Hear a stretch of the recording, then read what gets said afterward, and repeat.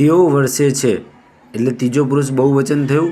એટલે તત્સર્વનામનું રૂપો છે સહ, તૌ અને તે. એટલે તે વૃષ ધાતુ, રૂનો ગુણ આપણે અર કર્યો અને અંતિમ પ્રત્યય વર્ષંતી, તે વર્ષંતી.